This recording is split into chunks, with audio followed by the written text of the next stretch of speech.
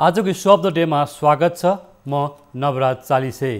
आजको issue of the डेमा हामीले स्थानीय तह स्थानीय पालिकाहरूले बजेट प्रस्तुत गर्न नसकेको विषय लिएर अगाडि आएका छौँ र अझै पनि मुलुक सङ्घीय ढाँचामा गइसकेपछि सङ्घीय संरचना प्रादेशिक संरचनामा गइसकेपछि यति बेला सङ्घीय सरकार प्रदेश सरकार र स्थानीय सरकारहरूले आफ्नो किसिमले बजेट प्रस्तुत गर्ने परम्परा प्रावधान रहेको छ र सङ्घीय सरकारले जेठ 15 गते बजेट प्रस्तुत गर्ने संवैधानिक व्यवस्था छ भने त्यसैगरी प्रदेश सरकारले पनि असार 1 गते र पालिकाहरूले असार 10 गते बजेट प्रस्तुत गर्ने गर्छन्।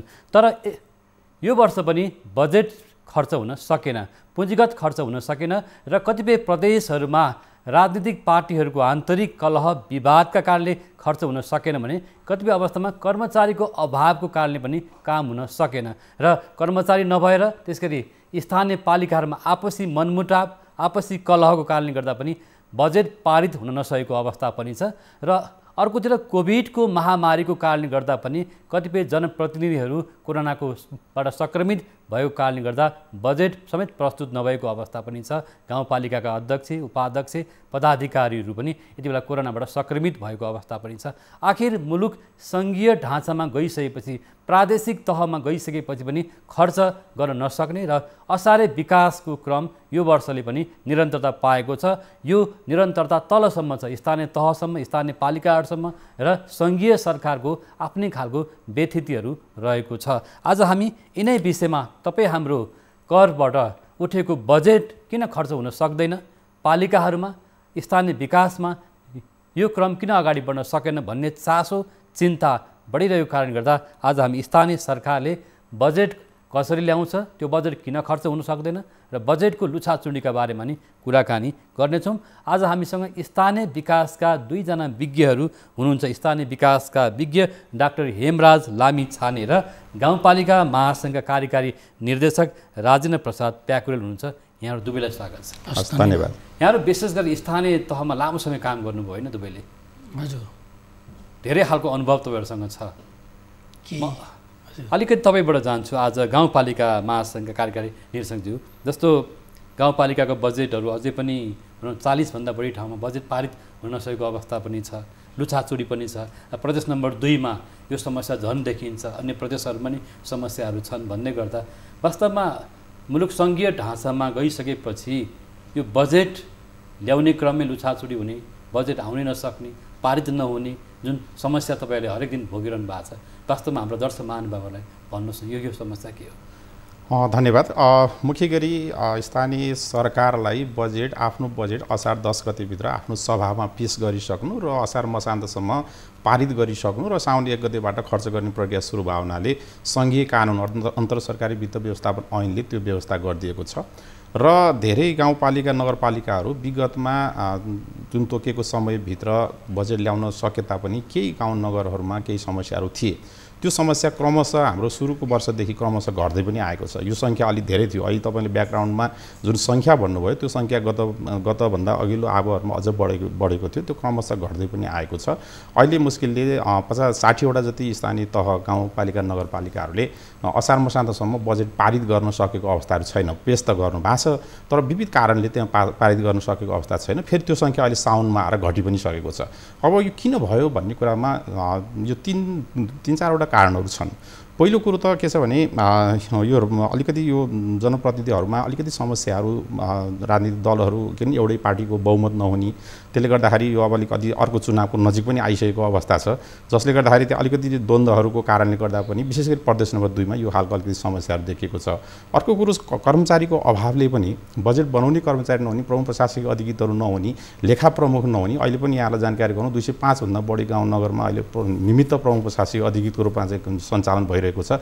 बजेट बनाउने जुन जनशक्ति त्यो लास्ट आवरमा चाहिँ नभएको कारणले गर्दा पनि यो समयमा बजेट ल्याउन सकेको अवस्थाहरू छैन। अर्को कुरो के भने अहिले असारको सुरुमै यो प्राकृतिक विपत्ति सुरु भयो। जस्तो मनाङका तपाईँको चाहिँ 4वटै गाउँपालिकाहरू पुरै लक भए, समयमा ल्याउन सकेको अवस्थाहरू पनि सिन्धुपाल्चोकको त्यस्तै अवस्था आयो। त्यसले गर्दा प्राकृतिक विपत्तिले गर्दा पनि समयमा बजेट ल्याउन सकेको अवस्थाहरू भएन। अर्को कुरो फेरि जनप्रतिनिधिहरू अध्यक्ष उपाध्यक्ष आफै कोभिड सङ्क्रमित भएर आइसोलेट हुनु परेको कारणले गर्दा पनि उहाँले समयमा बजेट ल्याउन सक्नु भएन। मुख्य गरी यी 3-4वटा कारणले गर्दाखेरि समयमा बजेट ल्याउन नसकेको अवस्था छ र फेरि अहिले उहाँहरूले क्रमशः जसको असार मसान्तसम्म सकिरहनु भएको छैन। साउन आउँदा पनि हामीले देखिरहेको छौँ धेरै गाउँ नगरले आफ्नो बजेटहरू पारित गरिसक्नु भएको अवस्था छ। जस्तो बाहिर बसेर तपाईँले आज हेरिरहनु भएको छ, स्थानीय विकासमै अध्ययन पनि गर्नुभयो होइन, यो स्थानीय तहमा जुन लुछाछुडी पनि देख्यो नि, त्यो प्रदेश नम्बर 2 हुनसक्छ, 1 होला, 4 होला, 5 होला, 6 होला, 7 होला, सबैमा आफ्नो खालको समस्या देखियो र बजेट पनि खर्च गर्न सकेनन्। खर्च गरे होला पछिल्लो यो असारको अन्तिममा ठेकापट्टाको चाहिँ रकम भुक्तानी दिने, जबरजस्ती खर्च गर्ने, बिल पास गर्ने चाहिँ भयो। त्यो चाहिँ सङ्घमा नि भयो, प्रदेशमा नि भयो होइन। यो समस्या के रहेछ? हजुर धन्यवाद। वास्तवमा जति पनि समस्याको बारेमा हाम्रो राजेन्द्रजीले भनिसक्नु भएको छ, यथार्थता त्यो हो। यथार्थको धरातललाई हामीले बिर्सिनु चाहिँ हुँदैन। तथापि मैले आज 1:30 बजे हजुरले मलाई फोन गरेपछि मैले सङ्घीय मामिला तथा सामान्य प्रशासन मन्त्रालयको वेबसाइट पल्टाएर हेरेको थिएँ। त्यहाँ चाहिँ जस्तो अघि कुरो आयो ठ्याक्कै, अब मलाई चाहिँ कति गाउँपालिका र नगरपालिकाले असार 10 गतेसम्म नीति तथा कार्यक्रम पेश गरे र असारको मसान्तसम्म कतिले पास गरे भन्ने डेटा त म बाहिर बसेको कारणले मसँग संस्थागत पहुँच भएन, त्यस कारणले त्यो डेटा मसँग भएन। राजेन्द्रजीले त्यो डेटा राख्नुभयो। तर सङ्घीय मामिला तथा सामान्य प्रशासन मन्त्रालयमा जो रिपोर्टिङ गर्ने जुन चाहिँ हाम्रो कानुनी भनौँ न प्रावधान छ, स्थानीय तहहरूले आफूले पास गरेको वार्षिक नीति कार्यक्रम र डिटेल प्रोग्रामहरू चाहिँ सङ्घीय मामिला तथा सामान्य प्रशासन मन्त्रालयमा पनि त्यो चाहिँ रिपोर्टिङ गर्नुपर्ने हुन्छ। त्यसका लागि वेबसाइटको शुद्ध व्यवस्थापन मन्त्रालयमा गरेको छ। त्यो मैले हेर्दाखेरि चाहिँ भनौँ न आजको मितिसम्म 75 वटा स्थानीय तहहरूले रिपोर्टिङ गरेको देखिएन। भनेको मतलब यसमध्ये कतिले चाहिँ अब गाउँसभा तथा नगरसभाले बजेट पारित गरिसकेर पनि रिपोर्ट नगरेको पनि हुनसक्छ, अथवा अब नगरसभा अथवा गाउँसभा नभएको कारणले रिपोर्ट नगरेको पनि हुनसक्छ। त्यो चाहिँ 75 वटा नगरपालिका र गाउँपालिकाहरू रहेछन्। त्यसमध्ये अघि नै कुरा छ, प्रदेश नम्बर 2 चाहिँ सबैभन्दा धेरै देखियो। 136 वटा स्थानीय तहमध्ये 92ले रिपोर्टिङ गरेको र 44 वटा भनेको लगभग 33% स्थानीय तहहरू प्रदेश नम्बर 2 काले चाहिँ सङ्घीय मामिलामा रिपोर्टिङ नगरेको देखियो। मतलब उहाँले बजेटै पेश गर्न सक्नु भएन, त्यो हो कि भन्ने एउटा शङ्का चाहिँ अब एउटा गेस गर्न सकिन्छ। यदि बजेट पारित गरिसकेको भएदेखि तपाईँको वेबसाइटमा त त्यसलाई प्रदिष्ट गर्नलाई साह्रै ठुलो कुरो भएन। सबै पालिकाहरूमा लगभग अहिले त आइटी अफिसरहरूको प्रबन्ध पनि गरिसकेको अवस्थाले गर्दाखेरि त्यो रिपोर्टिङमा समस्या नहुनुपर्ने हो भन्ने जस्तो लाग्छ मलाई। त्यस कारणले यसले अर्को के इन्डिकेसन गर्छ भन्दा स्थानीय तह र भनौँ न अब सङ्घीय मन्त्रालयको बिचको कोअर्डिनेसनमा पनि अझै कतै हामीले थुप्रै कुराहरू सुधार गर्नुपर्ने हो कि भन्ने कुराहरू पनि देखिएको छ। यसमा अलिकति हामीले ध्यान दिनुपर्छ होला। अर्को कुरो, अब कानुनको कम्प्लायन्स गर्नु चाहिँ हामी सबैको दायित्वभित्रै पर्छ। किन एउटा साधारण नागरिकले पनि कानुनको पालना गर्न सकेन भने कानुन बनाउँछ उसले चाहिँ दण्ड होइन जरिवाना चाहिँ जो उसले भोग्नुपर्ने अवस्था हुन्छ। भनेपछि स्थानीय तहहरू भनेको स्थानीय सरकार नजिकको जनताको सरकार भएको कारणले गर्दा उनीहरूले कानुनको पूर्ण रूपमा पालना गर्नुपर्ने हुन्छ। हुन त कोभिडको कुराले दैवी प्रकोपको कारणले केही समय डिले हुनु त स्वाभाविक पनि होला, तर त्यो कुराले गर्दाखेरि जनतासँगको सरकारको विषयलाई हामीले पन्छाएर कानुनको पालना गर्न चुक्यौँ भने भोलि त्यो भनौँ न जनतालाई हामीले प्रश्न गर्न, जनताको प्रश्नमा हामीले उत्तरदायी भएर जवाब दिन सक्दैनौँ कि भन्ने जस्तो लाग्छ। जस्तो आज तपाईँहरू दुवैजनासँग धेरै प्रश्नहरू छ कि नागरिकको प्रश्न होइन, स्थानीय तहमा जसरी यो स्थानीय तहको संरचना बनिसकेपछि अहिले 4 वर्ष बितिसकेको छ होइन, अब नयाँ निर्वाचन पनि आउने भइसक्यो, अर्को निर्वाचन पनि। विशेष गरी सुरुमा मेयर उपमेयर बिचको पनि कतिपय भनौँ सरसुविधाको बारेमा अथवा अधिकारकै बारेमा प्रश्नहरू उठ्यो। अनि कतिपय नगरपालिकाहरूमा गाउँपालिकाहरूमा कार्यकारी प्रमुख अथवा प्रशासकीय अधिकृत नभएर अथवा सचिव नभएर होइन गाउँपालिकाहरूमा अथवा नगरपालिकाहरूमा धेरै ठाउँमा त्यो खालको चाहिँ द्वन्द्व देख्यो। मेयर र होइन न एउटा नगर प्रमुख र प्रशासकीय प्रमुख अथवा प्रशासकीय अधिकृत बिचको पनि द्वन्द्व टकरावहरू आएको कारणले कामै हुन सकेन। कर्मचारीको बिचको असहयोग भनौँ अथवा द्वन्द्व भनौँ, यो अवस्थालाई कसरी हेर्नु भएको छ? एकदम सही कुरा गर्नुभयो यहाँले। वास्तवमा यो सङ्घीय संरचना भइसकेपछि, स्थानीय तहको पुनर्संरचना भइसकेपछि वास्तवमा सबभन्दा ठुलो समस्या त्यतिखेर पनि महसुस भएको थियो कर्मचारी समायोजनको विषय। त्यस कारणले सङ्घीयतालाई संस्थागत गर्ने, लोकल गभर्मेन्टलाई बलियो बनाउने भनेको कर्मचारी तन्त्र चाहिँ महत्त्वपूर्ण अङ्गको रूपमा रहँदो रहेछ। तर लामो समयसम्म कर्मचारी व्यवस्थापनमा चाहिँ अलिकति सङ्घीय सरकार र प्रदेश सरकारहरूले पर्याप्त ध्यान दिन सकेनन्, जुन कुरो अघि हाम्रो राजेन्द्रजीले पनि भनिसक्नु भएको छ। कर्मचारीको समस्या अझै पनि छ। एकातिर सङ्ख्याको हिसाब किताबले समस्या छ, अर्कोतिर भएका कर्मचारीहरूको क्षमताको पनि प्रश्नहरू त्यहाँ रहेको कारणले गर्दाखेरि पनि समस्या आएको छ। त्यस कारणले कर्मचारीहरूको कार्य कर्मचारी बीच र अनि भनौँ त्यहाँ चाहिँ भएका नगर प्रमुखहरू अथवा गाउँपालिका अध्यक्ष अथवा पदाधिकारी बीचको द्वन्द्व टकराव चाहिँ के हो? त्यो द्वन्द्वलाई व्यावहारिक रूपमा चाहिँ अब होला, तर हामीले संस्थागत रूपमा भन्दाखेरि, कानुनी भाषामा भन्दाखेरि त्यो द्वन्द्व हुनु राम्रो कुरो चाहिँ होइन। द्वन्द्वले यदि तपाईँको सर्भिस डेलिभरीमा समस्या आउँछ भने त्यो चाहिँ जसको कारण हो त्यसो दण्डको भागी बन्नुपर्छ जस्तो लाग्छ। किन भन्दा सबैको आफ्नो जिम्मेवारी छ नि त।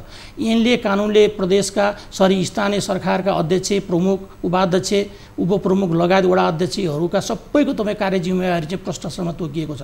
त्यसले निजामती कर्मचारी ऐन र नियमावलीले कर्मचारीहरूको कार्य विवरण के हो भन्ने बारेमा प्रश्न तोकिएको छैन। आफ्नो जिम्मेवारीभित्र, आफ्नो सीमाभित्र बसेर तपाईँको जिम्मेवारी वहन गरियो भने त्यहाँ कुनै समस्या आउँछ जस्तो लाग्दैन। जहाँ तपाईँको व्यक्तिगत स्वार्थ त्यहाँ जोडिन्छ त्यसपछि समस्याको सिर्जना हुन्छ। यदि हामी साँच्चै नै जनताको मात्रै स्वार्थको कुरा गर्छौँ, कानुनी राज्यको पालनाको कुरा गर्न थाल्यौँ भने त्यहाँ समस्या चाहिँ आउँदैन जस्तो लाग्छ। त्यस कारणले त्यो कुराहरूमा चाहिँ स्थानीय सरकारहरूका तपाईँको पदाधिकारीहरू र कर्मचारीहरूले चाहिँ अलिक गम्भीर भएर सोच्नुपर्छ जस्तो मलाई लाग्छ। विशेष गरेर कर्मचारीहरू बीचको असहयोगले गर्दा पनि काम गर्न सकिएन भन्ने कुरा आयो। अर्कोतिर कर्मचारीहरूलाई चाहिँ भनौँ एक किसिमको अविश्वास गरियो भन्ने पनि कुरा आयो पटक यो गाउँपालिका महासङ्घभन्दा बाहिर रहेर तपाईँले आज केही कुरा भन्नुपर्ने हुन्छ हामीलाई कि दर्शक महानुभावहरूलाई पनि। गाउँको चाहिँ विकास गर्नुपर्ने छ, तर पदाधिकारी कर्मचारी अथवा भनौँ न प्रशासकीय अधिकृत नभएर काम नहुने अथवा महिनौसम्म कर्मचारी खाली बस्ने होइन, अथवा फाइलहरूमा पनि अलिकति मुभ भनौँ न त्यो अगाडि बढाउँदाखेरि एकतर्फी भयो भन्ने पनि गुनासो छ कि कर्मचारीको राय लिएन भन्ने अर्को उहाँहरूको पक्षको गुनासो पनि छ। यो अवस्थालाई कसरी हेर्नुहुन्छ? अघि डाक्टर साहबले भनिसक्नु भएको छ थोरै कुराहरू, जस्तो समयमा कर्मचारी समायोजन भएन, समायोजन भएको कर्मचारीहरू पनि क्यापासिटी कर्मचारीहरू भएनन्, क्षमता भएका कर्मचारीहरू चाहिँ कम गए भन्ने नै हो। जस्तो तपाईँले सुरुमा भनौँ केही दुविधाहरू थिए, हक अधिकार के कसले के काम गर्ने भन्ने विषयमा केही दुविधाहरू थिए। जनप्रतिनिधि स्थानीय तहमा आइपुग्दा कुनै कानुनहरू थिएन। जस्तो स्थानीय सरकार सञ्चालन उहाँहरू आइसकेपछि मात्रै हो। एटलिस्ट तपाईँको उहाँहरू निर्वाचन भएर आइसक्नुभयो, शपथ खाने शपथ पनि छैन। हतार चाहिँ एउटा तपाईँको ड्राफ्ट गरेर चाहिँ निर्वाचन आयोगले शपथ खानालाई पठायो भनेपछि उहाँहरू आउँदाखेरि जुन कन्फ्युजनहरू थिए, केही कन्फ्युजनहरू जस्तो सुरुमा तपाईँले भनौँ जनप्रतिनिधिहरूले हामीले चेकमा सही गर्न पाउनुपर्छ भन्ने पनि कुराहरू आयो सुरुमा, किनकि पहिला गरिराखेको हो होइन, पहिला स्थानीय निकाय हुँदाखेरि गरिरहनु भएको थियो, त्यो त्यही नै होला भन्ने उहाँहरूको बुझाइ थियो। बिस्तारै कन्फ्युजनहरू हट्दै गयो होइन, जनताको के अरे जनप्रतिनिधिको भूमिका के कर्मचारीको भूमिका के भनेर बिस्तारै त्यो क्लियर हुँदै गयो। त्यो खालको अब त्यो खालको समस्याहरू धेरै अब छैन बाँकी होइन। अर्को कुरो के भन्दाखेरि हिजो यहाँ भनौँ अहिले स्थानीय सरकारलाई संविधानले कानुन बनाउने अधिकार दिएको छ, व्यवस्थापकीय अधिकार दिएको छ, त्यस्तै गरी कार्यपालिकाको अधिकार दिएको छ, सीमित न्यायिक अधिकार पनि छ न्यायिक समितिलाई। अनि यो तिनै खालको अधिकार हिजो के थियो भन्दाखेरि केन्द्रमा थियो होइन, केन्द्रीकृत शासन व्यवस्थामा केन्द्रमा थियो। तर यो अधिकार तल जाँदै गर्दाखेरि जुन हिजो केन्द्रमा अभ्यास भइरहेको जुन जनशक्ति थियो, कर्मचारीहरू थियो, त्यो कर्मचारीहरू तल गएन होइन, कर्मचारी त्यो नलेज ह्यान्डओभर भएन होइन, कर्मचारी त गए तर त्यो खालको क्षमता राख्ने कर्मचारी तल गएनन्। नयाँ कर्मचारी अब त्यो समायोजनका प्रब्लमहरू अहिले थोरै कुरा उठाउनु भएको छ, त्यो धेरै चाहिँ मेहनत गरेर बल्ल त्यति कर्मचारीहरू पठाउने काम सम्पन्न भयो। पछि फेरि के छ भने स्थानीय तह आफैले, स्थानीय सरकारहरूले आफूलाई चाहिने कर्मचारी आफै लोकसेवामा मागे, लोकसेवाले चाहिँ परीक्षा लियो, छनौट गर्यो, तर एक दिनको ओरिएन्टेसन पनि गरेर पठाइएको अवस्थाहरू छैन। जस्तो निजामतीका तपाईँको चाहिँ शाखा अधिकृतलाई 9 महिनाको तालिम दिइन्छ, तर अहिले स्थानीय तहमा गएका छैटौँ तहका अधिकृतलाई एक दिनको पनि अभिमुखीकरण नगरिकन पठाइएको छ। त जसले गर्दाखेरि उहाँहरू चाहिँ एकदम कोर कर्मचारीको रूपमा गएर शाखा सम्हाल्नु, शाखाको प्रमुखको हिसाबले सम्हाल्नु परेको छ। त्यसले गर्दा धेरै समस्याहरू छन्, किनभने उसलाई सँगै गाउँपालिका एक्लैले त्यो कर्मचारीलाई तालिम दिन सक्ने क्षमता उसँग आफैमा छैन। तर के छ भने क्षमताको अभिवृद्धि गर्ने भनेर सङ्घ सरकारले चाहिँ कार्यक्रमहरू बनाएको छ, उसले कार्यान्वयन गर्न सकेको छैन, प्रदेशले पनि त्यो ढङ्गले हेर्न सकेको अवस्थाहरू छैन। त्यसले गर्दा गर्दाखेरि कर्मचारीको क्षमता अभिवृद्धि गर्ने सन्दर्भमा पनि हामीले यथेष्ट रूपमा स्थानीय तहले आफैले गर्न नसकेको र माथिल्लो तहका चाहिँ सरकारले चाहिँ ध्यान दिन नसकेको कारणले गर्दा पनि हामीले जुन तोकिए अनुसारको कार्य सम्पादन गर्नलाई समस्याहरू चाहिँ देखिएको हो। लुछाचुडीको विषय चाहिँ के हुँदो रहेछ बढी तपाईँले त? अब यसमा त के छ भने अहिले सरले पनि भनिसक्नु भएको छ, केही स्वार्थहरू पक्कै पनि हुन्छ, स्वार्थ सम्बन्धहरू हुन्छ नि। विशेष गरी तपाईँ के छ भने कतिपय ठाउँमा एउटै राजनीतिक दलको चाहिँ मेजोरिटी पनि छैन।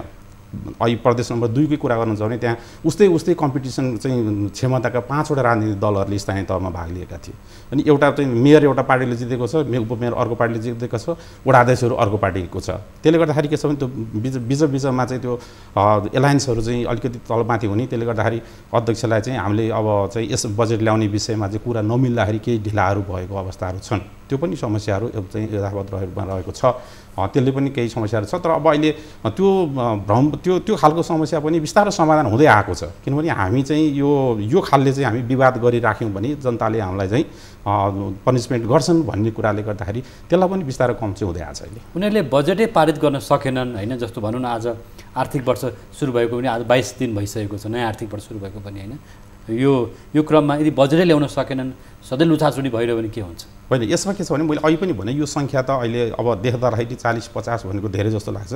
तर टोटल हाम्रो 753मा भन्नु भने पर्सेन्टेजमा थोरै पनि हो होइन। तर अब यही पनि के छ भने उहाँहरूले समयमा बजेट ल्याउनुपर्छ, त्यो दायित्व उहाँहरूको हो। त्यो दायित्व पुरा गर्न नसक्नु उहाँहरूको कमजोरी हो। त्यो कमजोरीको चाहिँ अब कसले भोगेको छ भन्दा त्यहीँको नागरिकले भोगेको छ। गत वर्षकै भन्नुहुन्छ भने सामाजिक सुरक्षाको भत्ता चाहिँ तपाईँको झन्डै आर्थिक वर्षको अन्तिममा आएर मात्रै पाएको छ। कर्मचारीले 6 महिनासम्म तालिम के अरे तलब खान पाउनु भएन। यो खालको समस्या चाहिँ छ। किनभने अब साउन 1 गतेबाट सञ्चित कोषबाट खर्च लेख्न त पाइँदैन, बजेट पारित खर्च लेख्न त पाइँदैन। अब त्यसलाई चाहिँ अब हामी महासङ्घहरूले पनि समन्वय गरिरहेका छौँ कि छिटोभन्दा छिटो बजेट पारित गर्नुहोस् भनेर हामीले समन्वय गरिरहेका छौँ। यही साउनमा आएर पनि धेरै गाउँपालिकाहरू नगरपालिकाहरूले बजेट पारित गर्नुभएको छ र थोरै सङ्ख्यामा मात्रै बाँकी बस्छ। त्यसलाई चाहिँ फेरि अब हामी केही समयमा फेरि पनि सहजीकरण गर्ने कामहरू गरिरहेका छौँ। मन्त्रालयले सँगै मामिला मन्त्रालयले पनि केही सहयोगहरू गरिरहेको, समन्वय गरिरहेको अवस्था छ। अब मलाई लाग्छ अब छिटै नै सबै गाउँपालिका नगरपालिकाले बजेट पारित गर्छन् भन्ने विश्वास छ। जस्तो एउटा कुरा नि, स्थानीय तह पालिकाहरूले जसरी राजस्व चाहिँ उठाए होइन, जनताबाट कर उठाए तर खर्च गरेनन्, विकासको काम भएन भन्ने गुनासो पटक सुनिन्छ। एकदमै त्यो कुराहरूको उदाहरण चाहिँ जस्तो मैले एउटा तथ्याङ्कबाट भन्न चाहन्छु। अब यो 76-77 को चाहिँ अब लेखा परीक्षण त भइरहेछ, हुन बाँकी छ महालेखाले गर्ने। 75-76 को लेखा परीक्षणको हामीले प्रतिवेदनलाई चाहिँ विश्लेषण गरेर हेऱ्यौँ भने स्थानीय तहमा 5.8% चाहिँ बेरुजु देखिँदो रहेछ। त्यो चाहिँ औसतमा हो। अब हामीले चाहिँ इन्डिभिजुअल अब पालिकाहरूको हेऱ्यौँ भने चाहिँ त्यो अब कतिको धेरै ठुलो देखिन्छ भनेको 5.8% स्थानीय तहको, जबकि अब राज्यको चाहिँ तपाईँको लक्ष्य भनेको 1% सम्ममा हुनुपर्छ भनेर लक्ष्य राखेको छ।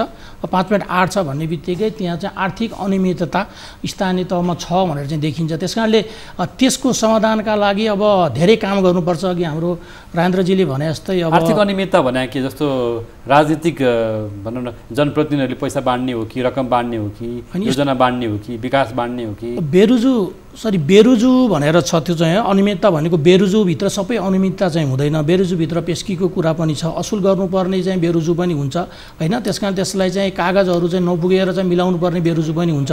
त्यस कारणले चाहिँ त्यसको अर्थ के हो भन्दा त्यहाँको कार्य सम्पादन चाहिँ चुस्त छैन भन्ने कुरो चाहिँ देखिन्छ।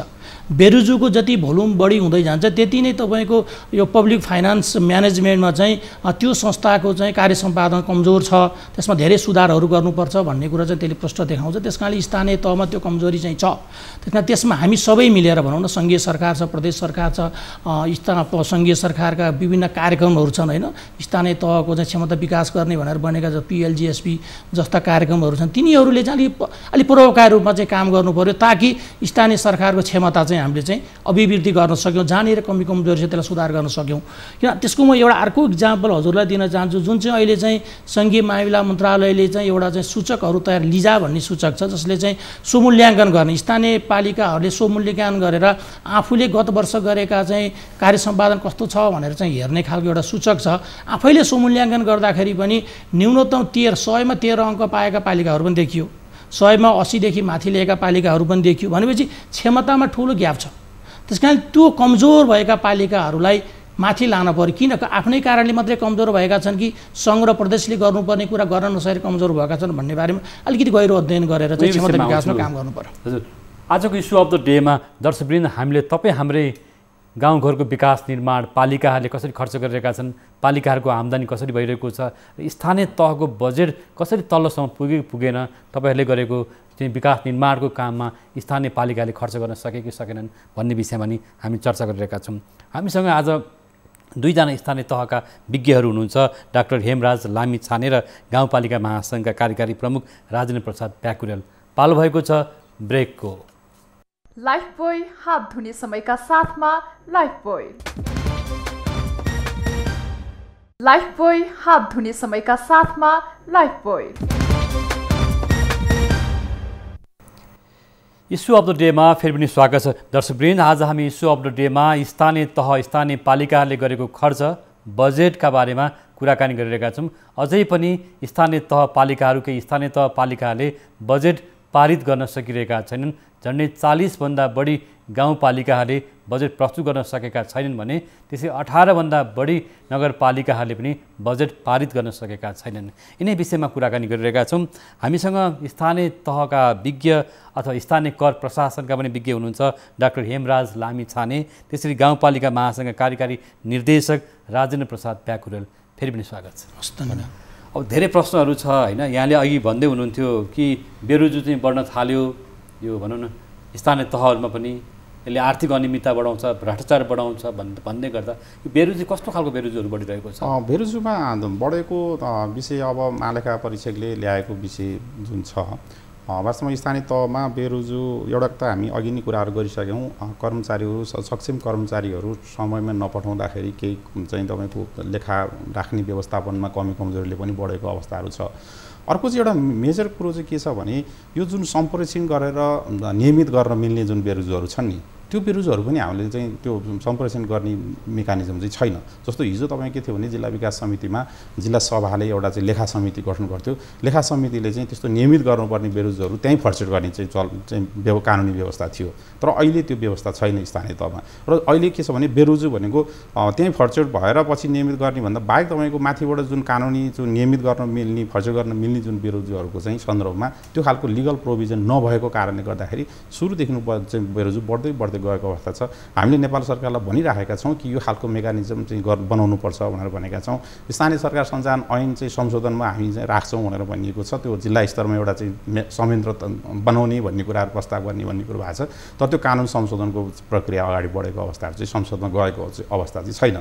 त्यो कानुन आइदियो भने चाहिँ नियमित सम्प्रेषण गर्न मिल्ने त्यस्ता बेरोजगारहरू चाहिँ फर्चर गर्न चाहिँ सहज हुन्छ र केही सङ्ख्या केही आकार चाहिँ घट्न पनि सक्थ्यो। विशेष गरी गाउँपालिका महासङ्घमा यहाँ आबद्ध हुनुहुन्छ कि कस्ता गाउँपालिकाहरूले चाहिँ भनौँ खर्चै गर्न सकेनन् अथवा बजेट पारित गर्न सकेनन्, झमेलाहरू भइरहेको छ होइन, अथवा भनौँ विभिन्न कारणले त्यहाँ राजनीतिक कारण पनि हुनसक्छ, अरू आन्तरिक विवादहरू हुनसक्ला, अरू खालका चाहिँ कर्मचारीका समस्या होलान्, के देख्नुहुन्छ? होइन, बजेट समयमा बजेट ल्याउन नसक्ने विषयमा अघि नै हामीले छलफल गरिसकेको त्यही 3-4 कारण भनेको मतलब प्रदेश हामीले 2 नम्बर प्रदेशमा अलि बढी सङ्ख्यामा 2 नम्बर प्रदेशमा छ। त्यो 2-3वटा त्यहाँ अलिकति फरक अन्तभन्दा त्यहाँ फरक के छ भने मैले पनि अहिले पनि भने त्यहाँ अलि तपाईँको चाहिँ बहुमत अवलम्बनको अलिकति समस्याहरू छ त्यहाँ होइन। तपाईँको 4-5वटा चाहिँ उस्तै कम्पिटिसनमा रहेका चाहिँ पार्टीहरूले चुनाव लडेको त्यसलाई त अध्यक्ष एउटा पार्टीको सङ्घीय मामिला मन्त्रालयसँग त्यो पहलहरू हुन्छ हुँदैन, बजेट ल्याउन सकेन भने के हुन्छ? एउटा कुरो के भने ल्याउनको लागि हामीलाई ल्याउनुहोस् भन्ने हो। बजेट ल्याउने त सभाकै काम हो होइन। तपाईँको अरू हिसाबले सपोर्ट गर्न सकेला, उहाँहरूको क्षमता अभिवृद्धि गर्न सकेला, तपाईँले ल्याउनुपर्छ भन्ने कुरामा चाहिँ कन्भिन्स गर्ने कुराहरू नै भए।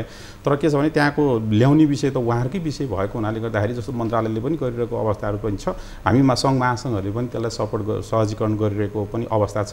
र मैले अघि पनि भने यो सङ्ख्या गत वर्ष अघिल्लो वर्षभन्दा धेरै कम हो, घट्दै गएको अवस्था छ।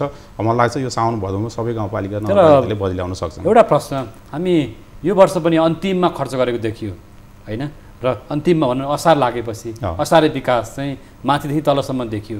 हामीले भनौँ सङ्घीयताको जुन खालको संरचनाहरूले जुन परिकल्पना गरेको थियो नि त्यो त पुरा भएन नि। हो, त्यो चाहिँ एउटा ज्वलन्त समस्या हो। होइन यो हिजोदेखि आएको समस्या होइन। एक हिसाबले त यो असारमै त्यो आर्थिक वर्षको अन्त किन बनाउने, बरु त्यसलाई चाहिँ अगाडि पछाडि लानुपर्छ कि होइन, त्यो बजेट चाहिँ बर्खामै किन चाहिँ यो अन्त्य गर्ने, आर्थिक वर्षको अन्त्य गर्ने भन्ने विषयलाई तपाईँको चाहिँ बहसको विषय छ यो। तर पनि के छ भने असारको अन्त्यमा गएर बजेट खर्च गर्ने विषय चाहिँ अहिले पनि समस्या छ। तर स्थानीय तहमा हामी अर्बका साथ भन्छौँ कि धेरै गाउँ नगरहरूले अलि चाहिँ चाँडैदेखि नै उहाँहरूले चाहिँ प्रोसेस गर्नुभएको छ र धेरै गाउँपालिकाहरूले त असार के अरे चाहिँ चैत मसान्तभित्र मैले सबै बजेट सकेँ भनेर घोषणा पनि गर्नुभएको छ। तर के छ त फेरि पनि के समस्या छ भन्दाखेरि राजस्व उठ्ने काम त असार मसान्तसम्म रहन्छ होइन। केन्द्र जस्तो सङ्घ तथा प्रदेशबाट जान पर्ने चाहिँ निकासाहरू चाहिँ त्यही अन्तिममा गएको अवस्थाहरू छ। त्यसले गर्दा पनि अन्तिममा गएर काम हुने चाहिँ अवस्थाहरू छन्। असारको अन्तिममा गएर पनि निकासा छोड्ने चाहिँ प्रवृत्ति अहिले पनि यथावत छ। तपाईँको सङ्घबाट हेर्नुभयो भने अस्ति तपाईँको चाहिँ 28 गते 29 गते पनि चाहिँ अख्तियारी गइरहेको निकासा गइरहेको अवस्थाहरू छ। त्यसले पनि तपाईँको चाहिँ अलिकति अब यो समस्या चाहिँ यथावत रहेकै छ। असारमा गर्ने विकासको समस्या चाहिँ यो माथिको पनि समस्या छ, तलको पनि त्यो समस्या चाहिँ रहेकै छ। हो, यहाँले भन्नुभएको बेरोजगारीको विषय अब मिल्न आयो नि, यो आर्थिक अनियमितताहरू यसले बढाउन सक्छ।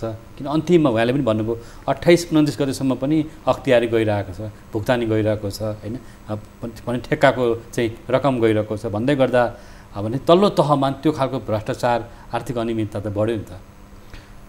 एकदमै सही कुरा हो। यो कुरा चाहिँ अब कतिपय कुरा पालिकाहरूको आफ्नै कारणले पनि भएको छ भने अब धेरै जसो चाहिँ सङ्घीय र प्रदेशको कारणले भएको छ, जुन चाहिँ उहाँले भनिसक्नु भएको छ। किन भन्दा असारमा निकासा दिने चाहिँ प्रचलन जति छ तपाईँको सङ्घ र प्रदेशको, त्यो कारणले गर्दाखेरि त्यो बोझ चाहिँ के हो भन्दा अब निकासा दिइसकेपछि सङ्घीय र प्रदेश सरकारले चाहिँ खर्च लेख्न मिल्यो, उसले खर्च लेखेर आफ्नो चाहिँ कार्य सम्पादन मैले यति प्रतिशत खर्च गरेँ भन्न सक्ने भयो। तर त्यो पैसा त अन्तिममा गएर त अब गाउँपालिका नगरपालिका मार्फत चाहिँ गएर खर्च हुनुपर्ने हो।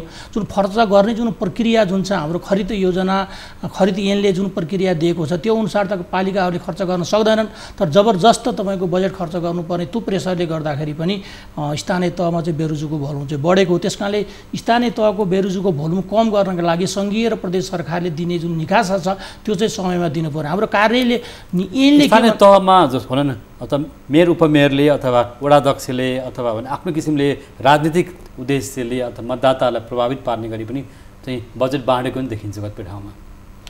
अनि केही हदसम्म अब वितरणमुखी बजेट भयो भन्ने चाहिँ छ, तर नियमले त्यो कुरालाई स्वीकार गर्दैन। पकेट एरियामा पैसा बाँडिदिने त्यसै बाँड्न चाहिँ मिल्दैन। किन भन्दा उनीहरूले खर्च गर्दाखेरि कि चाहिँ तपाईँको उपभोक्ता समिति मार्फत खर्च गर्नु पऱ्यो, कि चाहिँ तपाईँ ठुल्ठुला परियोजना छन् भने होइन तपाईँको कन्ट्र्याक्ट गरेर उपभोक्ता समिति गठन गरेर उपभोक्ता समिति मार्फत लोकप्रिय कार्यक्रमहरू चाहिँ भनौँ न खर्च गरेको पनि देखियो नि त।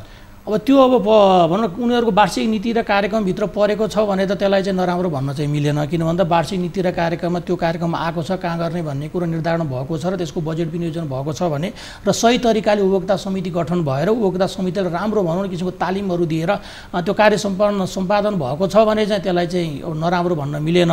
अब कतिपय कुराहरू मिडियामा अथवा बाहिर चाहिँ अब अलिकति नकारात्मक हिसाब किताबले त्यो कुराहरू आउने गरेको देखिन्छ है। किन त्यस अलिकति सूक्ष्म अध्ययनको चाहिँ जरुरी छ। तर एउटा कुरो सत्य चाहिँ के हो भन्दा मैले पनि तपाईँको त्यही महालेखाकै प्रतिवेदनलाई चाहिँ रेफर गरेर भन्दाखेरि असारकोमा धेरै लगभग 45% बजेट चाहिँ खर्च हुने टोटल बजेटको, त्यसमध्ये पनि असारको 25 पछि पनि खर्च हुने चाहिँ प्रचलन चाहिँ टन्न छ र त्यसले चाहिँ प्रतिवेदनमा पनि देखाएको छ। त्यो जम्मै प्रेसर चाहिँ सङ्घ र प्रदेशको पनि कारण छ, आफ्नो पनि कारण छ। तर अलिकति स्थानीय तहहरू चाहिँ अलिकति सुरुमा चाहिँ अलिकति सुत्ने र ओझेलमा बसेको जस्तो देखिन्छ। किन भन्दा अघि हामीले भन्यौँ असारको मसान्तमा बजेट तपाईँको पास भइसकेपछि साउनको 7 गतेभित्रमा प्रमुख तथा अध्यक्षले प्रमुख प्रशासकीय अधिकारीलाई चाहिँ अख्तियारी दिनुपर्छ र अख्तियारी पाएको तपाईँको 15 दिनभित्रमा चाहिँ प्रमुख प्रशासकीय अधिकारीले चाहिँ आफ्ना चाहिँ शाखा र इकाइहरूलाई तपाईँको अख्तियारी दिनुपर्छ। भनेको मतलब असार महिनाभरिमा अख्तियारीको काम सकेपछि साउन महिनाभरिमा भदौदेखि काम गर्न थाल्नुपर्छ भने पहिलो चौमासिक काम गर्नुपर्छ भन्ने कानुनी प्रावधान छ। त्यसको चाहिँ तपाईँ कम्प्लायन्स चाहिँ भएको छैन। त्यसले गर्दाखेरि चाहिँ हामी जहिले पनि तपाईँ निकासा पनि ढिलो जाने, अख्तियारी पनि ढिलो जाने र काम पनि ढिलो गर्ने भएको छ। यो हामीले अलिकति सूक्ष्म अध्ययन गरेर छलफल गरेर चाहिँ यसको निर्कोल चाहिँ निकाल्नुपर्ने हुन्छ। जस्तो कोभिडको कोरोना महामारीमा पनि स्थानीय तहले धेरै काम गर्न सक्ने अवस्था थियो नि होइन, अझ पनि गर्न सक्छन्, त्यसतर्फ पनि जान नसकेको हो के देखिन्छ?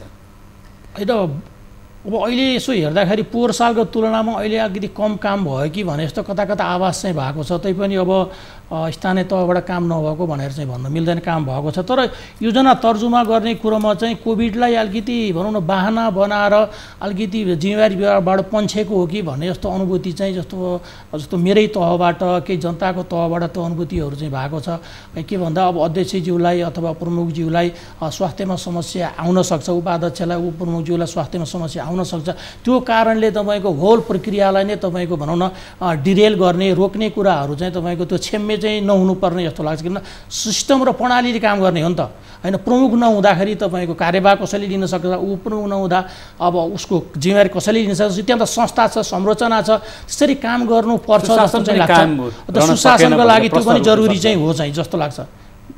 हो, यहाँले भन्नुभएको कुराहरूबाट हामी के बुझ्यौँ भन्दाखेरि स्थानीय तह स्थानीय पालिकाहरूमा पनि बेरोजगारी बढेको छ, आर्थिक अनियमितताहरू बढ्यो होइन। सुशासन कमजोर हुँदै गयो भने त जनताले चाहिँ खोजेको विकास र समृद्धि त पाउँदैनन्। सही कुरा हो। अब के अरे त्यो हुनु हुँदैन भन्ने विषयमा हामी सबै जानकार सिंहदरबारले देखेर भने गाउँसम्म पुऱ्याएको छ आज होइन। सिंहदरबारबाट शासन चाहिँबाट सम्भव भएन, विकास पुगेन भनेर हामीले गाउँ तहसम्म, स्थानीय वडा स्तर तहसम्म होइन, क्षेत्र तहसम्म, दूरदराजसम्म चाहिँ स्थानीय सरकार त पुगेको छ नि त। तर जनताको आज पनि निराशा त बढिरहेको छ। अनि यसमा के छ भने तपाईँको सही कुरा हो। अब यसलाई चाहिँ हामी के अरे यो व्यतिथि बढ्नु हुँदैन, सकेसम्म घट्नु चाहिँ जिरो हुनुपर्छ होइन। यो कुराहरू त सही कुरा हो। तर हामीले सरस्वती हेर्दा के भन्दाखेरि हामी राइट वेमा छ कि छैनौँ भनेर हामीले हेर्नुपर्छ। हिजो विगतमा हामी बल्ल 4 वर्ष भयो स्थानीय तहमा जनप्रतिनिधि आउनुभएको होइन। त्यहाँभन्दा पछाडि सङ्घ र प्रदेशका सरकारहरू त्यहाँभन्दा पछाडि आएको छ। कतिपय कानुनहरू सिस्टमहरू केही पनि सुरुवात थिएन। अहिले स्थानीय सरकारको सन्दर्भमा भन्नुपर्दा बिस्तारै सबै कानुनी कुराहरू होइन चाहिँ तपाईँको संरचनागत सुधारहरू, कर्मचारी व्यवस्थापनदेखि लिएर क्षमता अभिवृद्धि कुराहरू बिस्तारै हुँदै आएको छ। हामीले भन्यौँ पहिलो वर्षभन्दा दोस्रो वर्ष सुधार भएको छ, क्रमशः सुधार हुँदै आएको छ। हामीले मूल्याङ्कन कसरी गर्नुपर्छ भने राइट वेमा छ कि छैन त, सही दिशामा चाहिँ हिँडेको छ कि छैन। व्यतिथि हुनसक्छ, केही गाउँपालिका केही नगरपालिका होइन 753वटा स्थानीय सरकारमा कहीँ त्यस्तो समस्याहरू हुन सक्छन्। तर हामी समग्रतामा सही दिशामा छ कि छैनौँ भनेर हामीले यसलाई मूल्याङ्कन गर्नुपर्ने हुन्छ।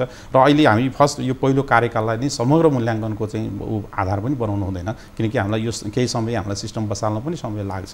त्यो हिसाबले गर्दाखेरि यो पहिलो कार्यकालको लागि माथि केन्द्रबाट पनि सङ्घीय तहबाट पनि हेर्नु पर्यो, अवलोकन गर्नु पर्यो होइन। अन्तिममा के भन्न चाहनुहुन्छ?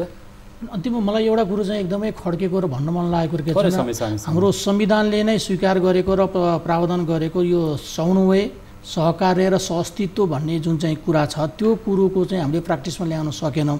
त्यसै कारणले गर्दाखेरि यो समस्याहरू चाहिँ देखिएको छ। त्यस कारणले सङ्घ, प्रदेश र स्थानीय सरकारको बिचमा अलिकति समन्वय र सहकार्यलाई कसरी अगाडि बढाउने भन्ने बारेमा हामी सबैले गम्भीर भएर अगाडि बढ्न सक्यो भने भोलिका दिनहरूमा आज देखेका कमजोरीहरूलाई सुधार गर्न सकिन्छ। प्रदेश र स्थानीय सरकार बिचको तालमेल नहुँदा पनि धेरै कुराहरूमा अप्ठ्यारो पर्छ। यही विषयमा के छ भने यो संविधानले नै के भनेको छ भने त्यो तालमेल कसरी ल्याउने भनेर एउटा सङ्घीय कानुन बनाउनुपर्छ भनेको छ, जुन कानुन चाहिँ भर्खर आएको छ। 77 सालमा भर्खर चाहिँ संसदले पास गरेको छ। त्यो 3 तहको सरकारबिच समन्वय गर्ने ऐन राजस्व उठाउने होइन, अथवा प्रदेश सरकारले कहाँ राजस्व उठाउने, कहाँ नउठाउने, अथवा स्थानीय तहको अधिकार के हो, अथवा स्थानीय त्यो विषयमा त स्थानीय के संविधानले पनि क्लियर भनिदिन्छ। यो विषयमा फेरि पनि आगामी कार्यक्रम बहस गर्नेछौँ। तपाईँहरूले महत्त्वपूर्ण समय दिनुभयो, विचार राख्नु यसको लागि धन्यवाद। हस्, धन्यवाद। दर्शकवृन्द यहाँहरूलाई पनि धन्यवाद। आज हामीले कार्यक्रम इस्यु अफ द डेमा स्थानीय तह स्थानीय पालिका कि हाम्रो गाउँघरसम्म आएको स्थानीय सरकारले कसरी काम गरिरहेको छ, हाम्रा जनप्रतिनिधिहरू हामीप्रति अथवा जनताप्रति जिम्मेवार हुन सके कि सकेनन्, झन्डै 4.5 वर्ष बितिसकेको छ र स्थानीय तह यो सङ्घीय संरचनामा मुलुक गइसकेको अवस्थामा पनि बजेट खर्च हुन सकेन, स्थानीय सुशासन कमजोर भयो भन्ने प्रश्न उठिरहँदा आज हामीले यो विषयमा छलफल गऱ्यौँ। हामीसँग स्थानीय विकासका विज्ञ डाक्टर हेमराज लामिछाने र गाउँपालिका महासङ्घ कार्यकारी निर्देशक राजेन्द्र प्रसाद प्याकुरेल हुनुहुन्थ्यो। उहाँहरूलाई पनि धन्यवाद। कार्यक्रम इस्यु अफ द डेको समय पुरा भएको छ। हामी सबै बिदा माग्छौँ। नमस्कार।